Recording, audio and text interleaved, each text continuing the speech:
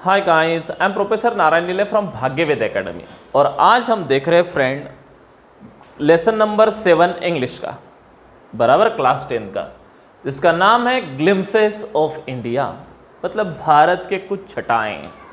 बराबर भारत में अलग अलग प्रकार की वैरायटी है फ्रेंड, अपन ने उसको वेरिएशन कहा है, बराबर। तो उसको डाइवर्सिटी भी हमने कहा है। तो ऐसे कुछ ग्लिम्सेस हमारे भारत के कुछ छटाएं मैं आपको बताता हूँ। उसका पहला लेसन हमने लिया है फ्रेंड, पहला पार्ट, जिसका नाम था a baker from Goa. A baker from Goa, ये हमारा ऑलरेडी हुआ है, बराबर।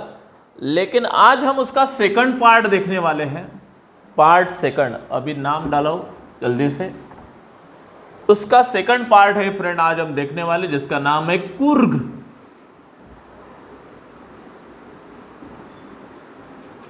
क्या नाम है? कुर्ग। ओके, ये किसने लिखा है? तो लोकेश एब्रोल, राइटर का नाम है लोकेश एब्रोल, इसने ये स्टोरी लिखी है। तो सबसे पहले मैं टाइटल के बारे में आपको बताता। टाइटल कुर्ग का मतलब क्या होता है? तो Coorg it is the name of the place which is in the west, कि जो वेस्ट में एक बार कुर्ग नाम का एक प्लेस है जो बहुत मशहूर है। It is a historical place. और आज भी हमारे मिलिट्री में ज्यादा से ज्यादा जवान, घर में से हर घर में से एक जवान कहां से है? कुर्ग से है। कुर्ग की बहुत बड़ी हिस्ट्री है फ्रेंड, आप लोगों को पता होगा। कुर्ग लोग बहुत हाइटेड एंड वर्सटाइल, बराबर स्ट्रॉन्ग, ऐसे वो लोग हैं जिसके बारे में आज हम टोटल लेसन में पढ़ने वाले हैं।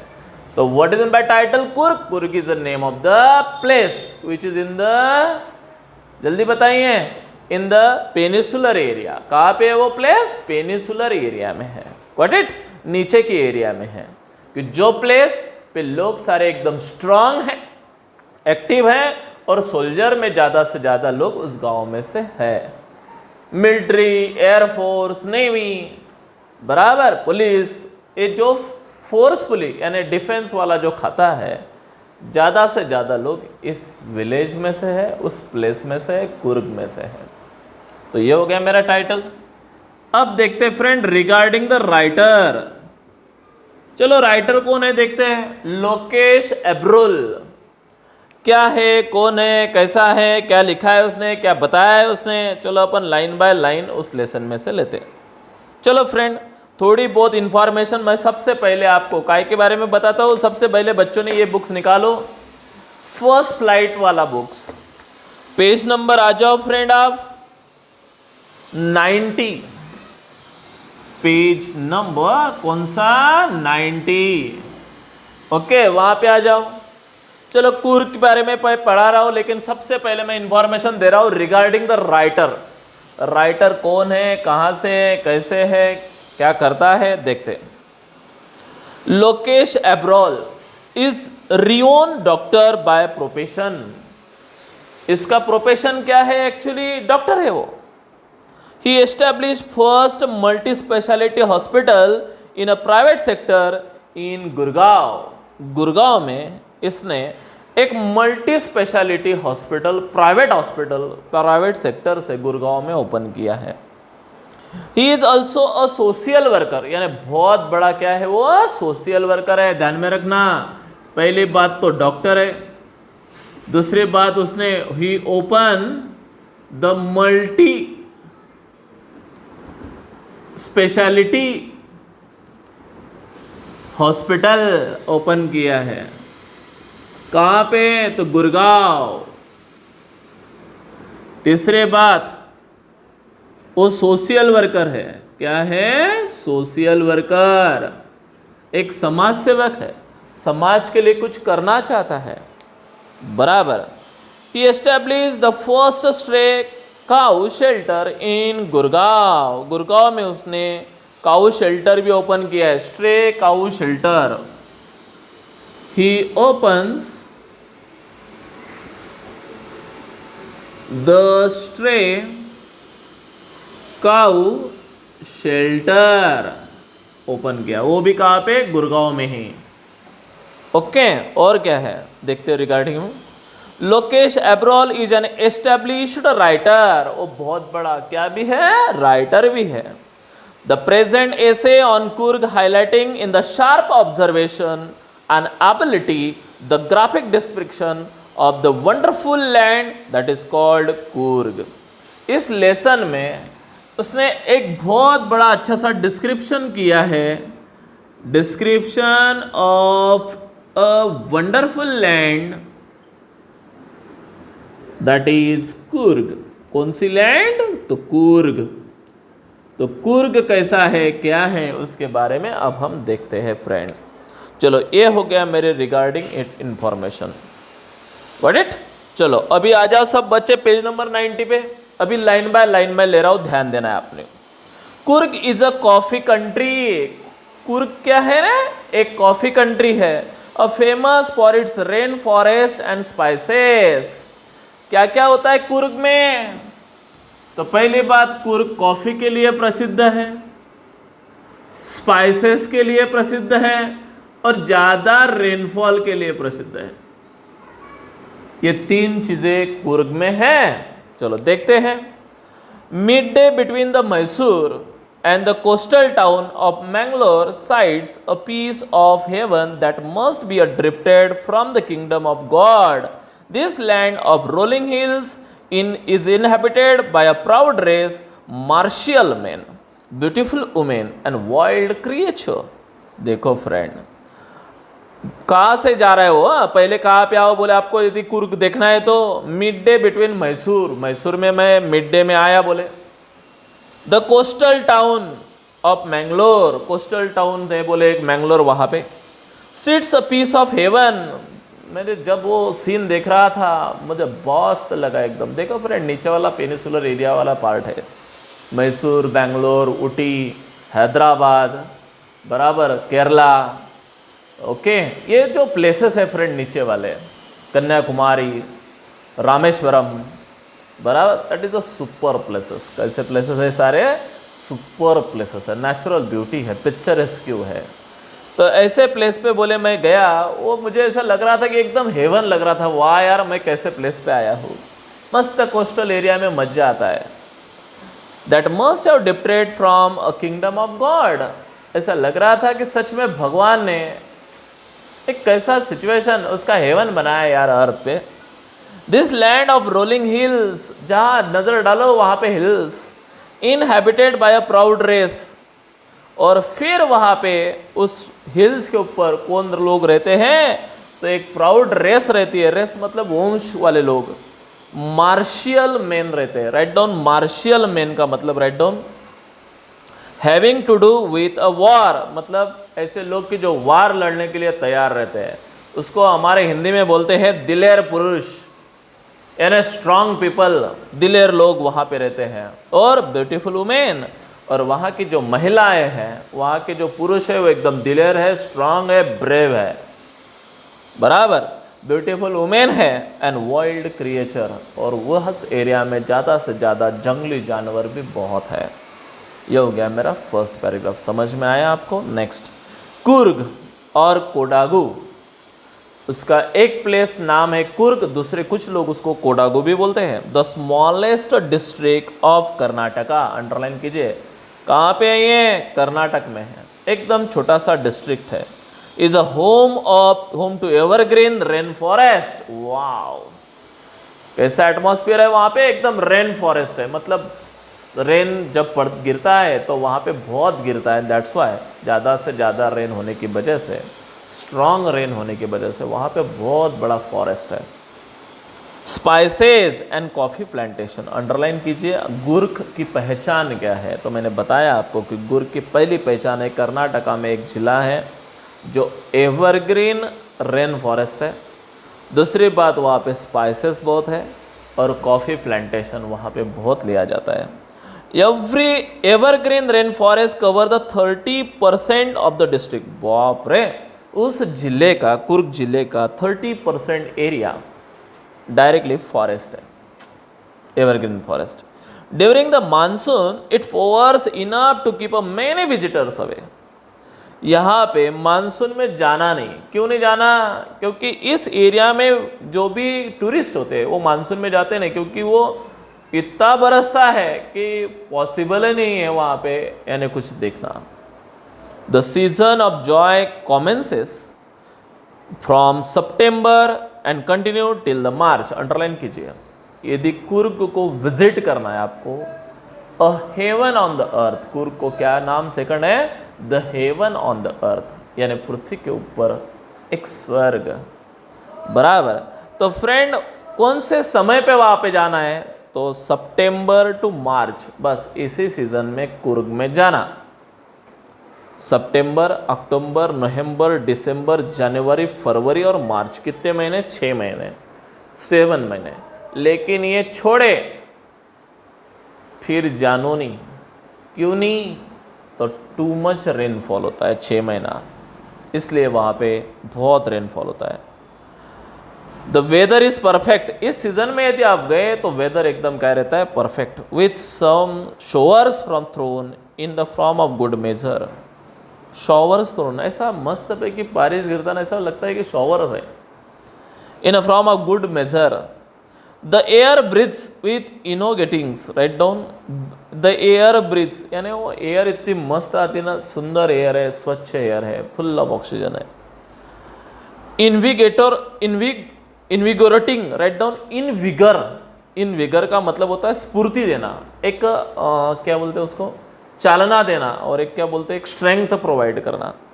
यानी वहाँ पे यदि आदमी घूमा तो आदमी को एक स्ट्रेंथ पैदा होती है. इनविगोरेटिंग यानी स्फूर्ति आती है आदमी में, एक चपलाई आती है.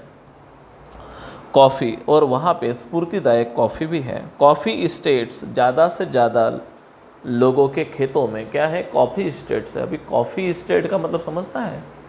यानी कॉफ़ी का मड़ा, ये हमारा है, ये उसका है. ये coffee estate, Patil coffee estate, Chaudhary coffee estate, मतलब ये चौधरी का कॉफ़ी स्टेट, ऐसा. Colonial bungalows stand tucked under the tree and canopies. ज़्यादा से ज़्यादा लोगों ने द प्राइम कॉर्नर, जहाँ पे पेड़ वगैरह रहते हैं, उस पेड़ के नीचे या थोड़ा सा दूर लोगों ने टेंट डाले हैं. और लोग ज़्यादा से ज़्यादा लोग टेंट में रहते हैं.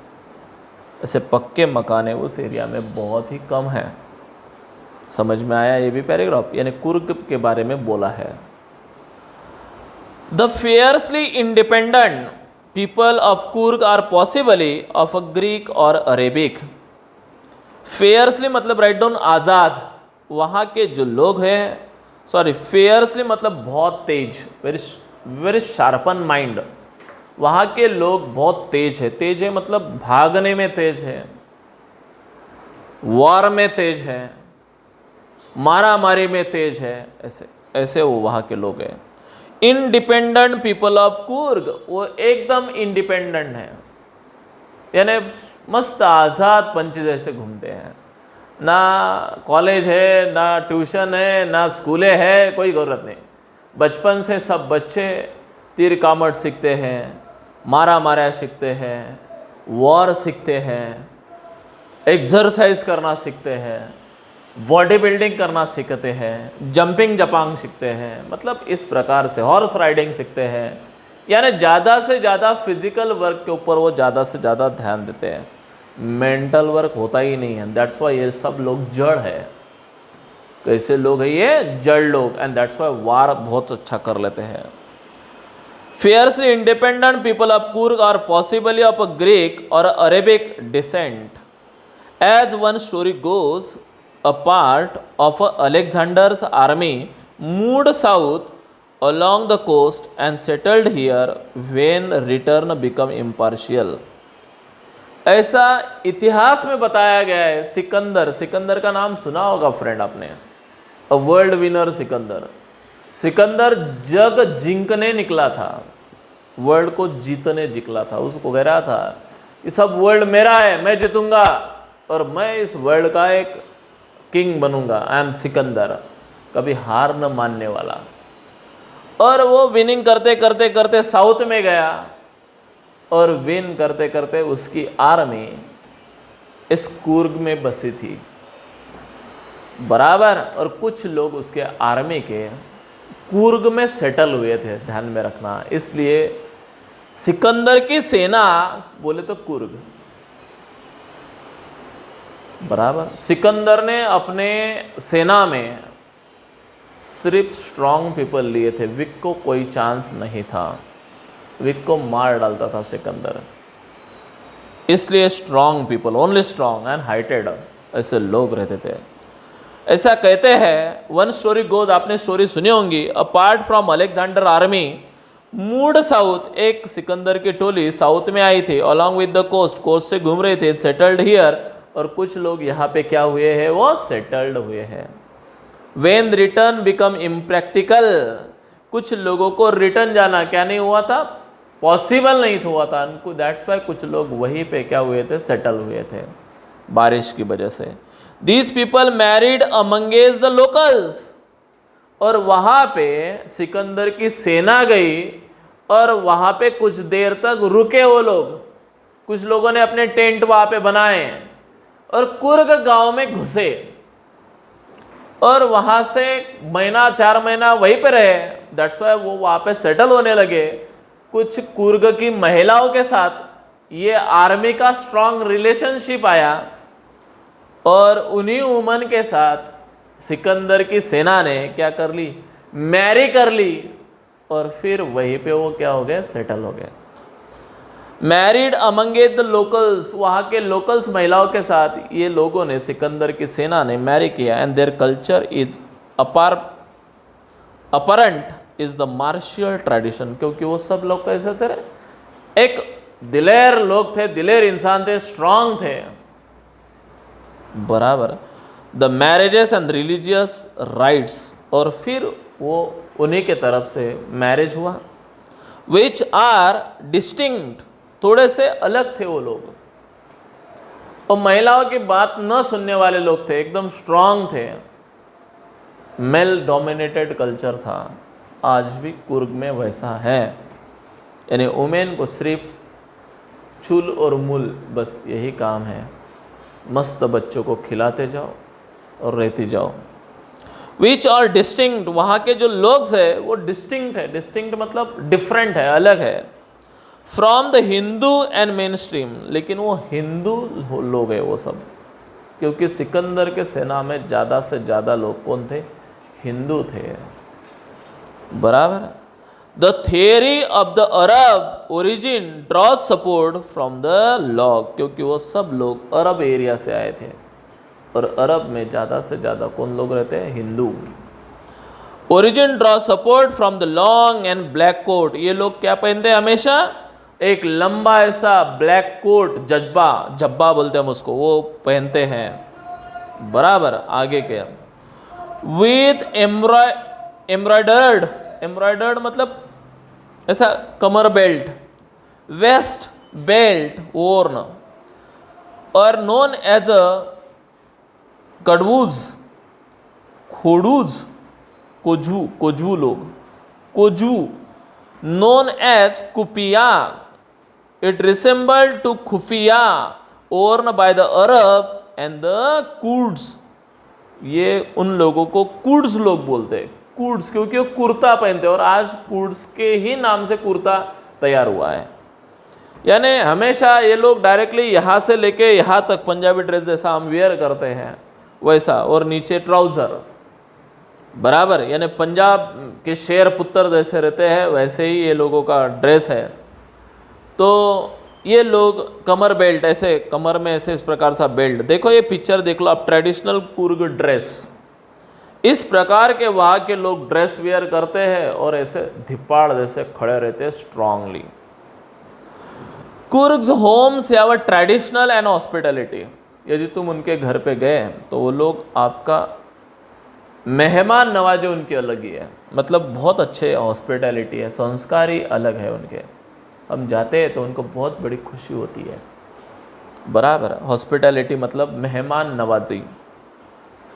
And they are more than willing to recount the number of tales of a valour related to their sons and fathers, और हमेशा वहाँ के जो पेरेंट्स रहते हैं वो अपने बच्चों को स्टोरियाँ, पहले ज़माने की स्टोरियाँ सुनाते हैं कि हमारे जो फोर फादर थे, फोर फादर मतलब चार बाप नहीं, फोर फादर मतलब एंसेस्टर, वो वॉर में लड़ते थे, कुछ लोग शहीद हुए हैं, कुछ लोग जीत के आए थे, सिकंदर था, ऐसा था वैसा था। वो उनकी ज़माने की स्टोरियाँ अपने बच्चों को क्या करते हैं, सिखाते हैं, पढ़ाते हैं। द कुर्ग रेजिमेंट मतलब कुर्ग की सेना is one of the most decorated in the Indian army. आज भी एक रेजिमेंट है हमारे इंडियन आर्मी में जो सबसे हाइटेड और सबसे स्ट्रांग और दिलेर रहते हैं, ब्रेव रहते हैं, ब्रेव सोल्जर्स। उनकी एक टीम बनाई जाती है, टुकड़ी बनाई जाती है, और उस टुकड़ी को आज भी नाम दिया जाता है द कुर्ग रेजिमेंट। जब भी कहीं पे एकदम बैड कैलेमिटी बिफॉल होती है किसी एरिया में, तो उस एरिया में कुर्ग रेजिमेंट सेंड की जाती है। और जिस एरिया में कुर्ग रेजिमेंट सेंड कर दी, मतलब समझना वहाँ पे कोई किसी को देखने की ज़रूरत नहीं, और रेजिमेंट ही सब कुछ कर लेती है हैंडल, कितनी भी बैड सिचुएशन क्यों ना हो। यानी इतना बिलीव हमारे इंडियन पॉलिटिशियन का कौन सी रेजिमेंट के ऊपर है, द कुर्ग रेजिमेंट बोलते उसको, मतलब कुर्ग की सेना, ऐसे एक स्ट्रॉन्ग। यानी उनका नाम से एक टुकड़ी है हमारे इंडिया में आर्मी में, इंडियन आर्मी में। क्यों उनके नाम से एक टुकड़ी रखी हमने, क्योंकि इतने वो स्ट्रांग है, इतने मजबूत है, यानी कि उनका नाम ही कुर्ग की। यानी आज भी हमारी इंडियन सेना में यदि देखा जाए तो कुर्ग के मैक्सिमम लोग आज भी हमारे इंडियन आर्मी में काम करते हैं। उन लोगों को अलग ही एक टुकड़ी बोलते हैं, कुर्ग रेजिमेंट, बहुत स्ट्रांग, बहुत दिलेर। The first chief of the Indian army the general Kariappa was a Coorgi. हमारे इंडियन आर्मी का एक चीफ है, मेन बॉस, जनरल करिप्पा का नाम है उसका, जनरल करिप्पा। इंडियन आर्मी का head, main boss general Cariappa, underline करो, वो एक कुर्गी है, वॉज अ कुर्गी। इसका मतलब जानते हो, कुर्ग लोगों ने इंडियन आर्मी के ऊपर एक छाप बनाई है, एक अपना खुद का अस्तित्व बनाया है। Got it? Even now Kodavus are only people in India permitted to carry the firearms without a licence. आज भी जैसे आप लोगों ने देखा होगा या सुना होगा, पंजाब के लोगों को सबको एक स्वाड रखने का पूरा अधिकार है। इसको कट्यार वगैरह बोलते हैं अपन, कट्यार समझते हैं। लेकिन हमने ऐसी रखी, तो इधर रख के देखो, एक आधी स्वाड लो, ऐसे इधर रखो और चलो जरा जामने रोड के ऊपर, आपको समझ में आ जाएगा क्या होता है।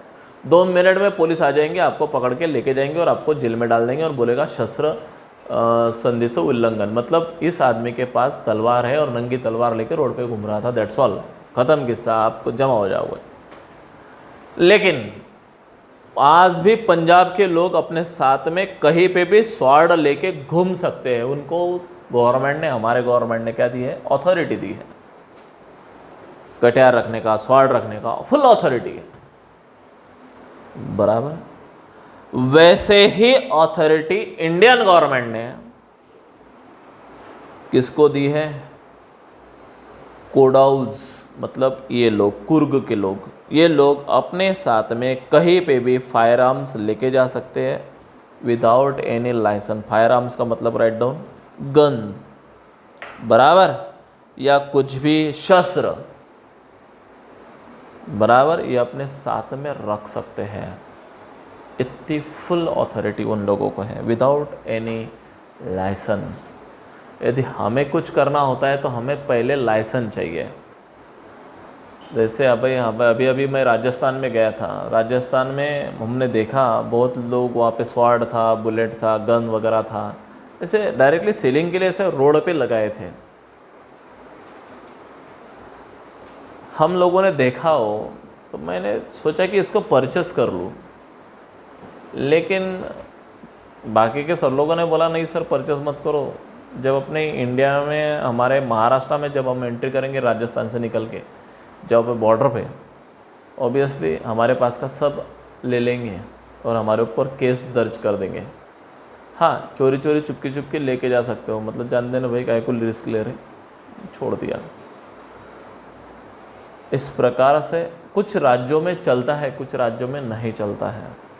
हमारा इंडिया है तो आज भी जो कोडोज लोग हैं, मतलब कुर्ग में रहने वाले जो भी लोग हैं, उनको बोलते हैं कोडोज। तो वो लोगों को ये लाइसेंस रखने हैं, यानी विदाउट लाइसेंस ये जो गन्स वगैरह रखने का पूरा क्या है, फायर आर्म्स रखने का पूरा अधिकार है। The river Kaveri obtain it's water from the hills and the forest of Coorg. कौन सी रिवर है वहाँ पे? कावेरी रिवर है। वहाँ कावेरी रिवर एक हिल से आती है और वहाँ पे पानी कावेरी से ही कुर्ग के लोगों को मिलता है, मतलब पीने के लिए, उनकी खेती के लिए, सब के लिए। कहाँ का पानी मिलता है? कावेरी का। महासीर, महासीर मतलब name of fish, a large fresh water fish. वहाँ पे महासीर नाम की फ़िश आपको ज़्यादा से ज़्यादा खाने को मिलेगी। बराबर। भाई महासिर क्यों बोला है? क्योंकि वो जो फिश होती है उसका जो सिर होता है, सर, वो बड़ा होता है, उसके लिए इसलिए वो महासिर बोलते हैं। हमारे तरफ लाल परी भी ज़्यादा मिलती है। बराबर है। यदि कोकण साइड में यदि आप गए तो वहाँ पे वो चपटी चपटी ऐसे एक फ़िश रहती है, क्या बोलते हैं उसको, कुछ तो भी नाम है उसका, मस्त है कि फ्राई करके लोग खाते हैं बिंदास। वो कोकण एरिया में आपको मिलती है। यानी हर एक एरिया में अलग अलग टाइप के फिशेस मिलते हैं। तो इस एरिया में कौन सी फ़िश मिलती है? महासीर नाम की फ़िश मिलती है, बहुत अच्छी लगती है खाने में। A large fresh water fish है, लेकिन ये फ्रेश वाटर में रहती है, समुंदर में नहीं। About in this waters kingfishers, kingfisher मतलब बर्ड, किंग फिशर हमेशा पानी के ऊपर ऐसे घूमते रहते हैं और जैसे फिश दिखी अंदर जाते हैं और फिश को अपने बिक में उठा के लेके आते हैं। डाइव फ्रॉम देयर कैच, और एक एक फिश को क्या करते हैं? कैच करते हैं, पकड़ते हैं। वाइल द स्क्वेरल्स, स्क्वेरल्स देखो इस एरिया में क्या क्या है, तो महासीर नाम की फिश है, किंग फिशर नाम का बर्ड ज़्यादा से ज़्यादा आपको दिखाई देगा। स्क्वेरल बहुत है, मतलब खारुताई, क्योंकि बहुत ज़्यादा क्या है, पेड़ है, पेड़ जहाँ पे वहाँ पे स्क्वेरल होते ही है। लंगूर्स भी बहुत है, क्योंकि पेड़ है ना, ग्रीन फॉरेस्ट है। Drop partially eaten fruits from the mahseer and to enjoy the splash with the ripples effect of the clear water. बहुत बार वो जो लंगूर्स है वो मिशाफ करते हैं। अभी लंगूर बोले तो मिशाफ आइच, बराबर है। ज़्यादा से ज़्यादा बंदर उछलेंगे तो उसको बंदर कौन कहेगा। अभी भी हमने, हमारे बच्चे यदि इधर से उधर, उधर से इधर सोफा में खेल रहे या कूद रहे हैं तो हम बोलेंगे ए माकड़ा का उड़ाया मार, तू बच्चा बेचना, बंदर है क्या तू? क्यों बोलते हैं ऐसे बंदर? क्योंकि बंदर एक जगह पे रिकता नहीं है, टिकता नहीं है, मिस्चीफ करते रहता है। तो मिस्चीफ मतलब खोड़ा करना, एक दूसरे को टॉर्चरिंग करना, तकलीफ देना। तो इस प्रकार से वहाँ के लंगूर बहुत मिस्चीफ करते हैं और fresh fresh fruits each and every day नीचे गिराते रहते हैं, क्योंकि वो खाते खाते कम है लेकिन गिराते ज़्यादा हैं। Elephant enjoying being and bathed and scrubbed in the river by the mahouts. Wow, इस एरिया में और एक सीन आपको दिखाया दिया जाएगा। कौन सा? एलिफेंट बहुत है उस एरिया में, और एलिफेंट के ऊपर जो केयरिंग करते हैं एलिफेंट, जैसे हमारे यहाँ पे गैया माँ बहुत है, यानी गैया हर एक के घर में, यानी विलेज में, इधर नहीं, बहुत है, यानी हर एक आदमी गैया पालता है। तो वहाँ के लोग एलिफेंट पालते हैं, क्योंकि फॉरेस्ट में घूमने के लिए एलिफेंट काम में आते हैं। बराबर। जैसे राजस्थान में गए तो आप कैमल आपको दिखाई देंगे। ऐसे हर एक राज्य का एक स्पेशलिटी है। तो इस एरिया में आपको एलिफेंट बहुत ज़्यादा दिखेंगे और महावत ज़्यादा दिखेंगे। व्हाट इज मतलब mahout? Mahout means the person who is taking care of the elephants, that person is called the mahout. तो महावत यहाँ पे ज़्यादा है, who takes always care of the किसके? Elephant. The most laid back, laid back का मतलब relax, individual becomes the converts to the life of high energy adventure. बस यहाँ पे अपन रुकेंगे क्या? देख ले तो ले लो पूरा, नहीं कल करेंगे। ओके, महावत तक हम रुकेंगे। बाकी का देखेंगे हम कल। Till then bye, see you. और फिर भी आपको यदि रिगार्डिंग दिस कुछ प्रॉब्लम आए तो please ask me, I will be sure resolve each and every problem of you. Till then bye, see you.